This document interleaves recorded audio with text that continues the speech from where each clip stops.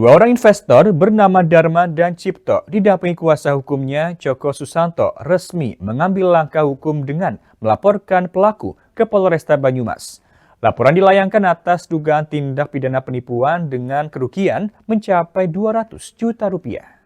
Tertipu uang investasi ratusan juta rupiah, dua orang investor bernama Dharma dan Cipto didampingi kuasa hukumnya Joko Susanto melaporkan pelaku ke Polresta Banyumas. Laporan atas dugaan tindak pidana penipuan terkait dengan proyek pembangunan dapur SPPG MBG di Desa Bumi Jawa, Kabupaten Tegal. Penipuan bermula saat terlapor bernama Mucito Setiaji, warga Desa Purwokerto Kidul, mengajak kedua kliennya berinvestasi dalam pendirian dapur MBG. Namun, setelah dana disetorkan, proyek mangkrak total. Joko Susanto menyebutkan uang ratusan juta rupiah yang masuk ke Mucito sebagai biaya proyek hampir 9 bulan tidak terrealisasi. Mucito akan dilaporkan ke Polresta Banyumas terkait dengan dugaan penipuan pasal 492 KUHP.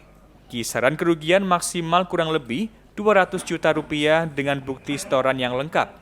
Dari uang yang sudah masuk ke saudara Muji atau Mas Aji ini Mujito ini sampai dengan sekarang hampir 9 bulan tidak terrealisasi dan belum beroperasi satu hari pun MBG ini. Sehingga klien kami ini akan melaporkan Mas Mujito Setiaji ini ke Polres Banyumas terkait dengan dugaan penipuan 492 KUHP.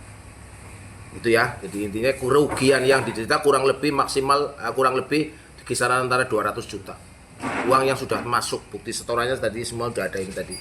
Salah satu korban Dharma mengatakan kerjasama disepakati sejak September tahun lalu. Terlapor Mucito diposisikan sebagai sosok yang dipercaya mengelola proyek. Sementara Dharma dan Cipto bertindak murni sebagai investor yang mendanai pembangunan dapur MBG.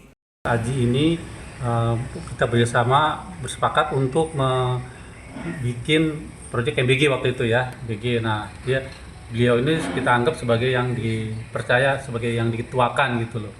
Nah, dengan Mas Cipto kemudian sebagai investor judulnya untuk dapat titik sudah, tapi kan harus dibangun. Nah, dibangun itu dananya belum ada, kamilah berdua sebagai investor. Sampai sudah jadi sesuai dengan tenggang waktu yang ditentukan oleh BGN waktu itu 30 hari kan udah jadi bangunannya, tapi sampai detik ini kan selanjutnya kan dia harus manuver untuk apapun untuk bisa menghidupkan karena sebetulnya titik itu sudah on, tapi ternyata sampai detik ini belum jalan. Sesuai dengan tenggat waktu dari Badan Gizi Nasional atau BGN, bangunan fisik dapur telah rampung dalam waktu 30 hari pada Oktober lalu. Namun hingga saat ini operasional dapur tidak pernah berjalan.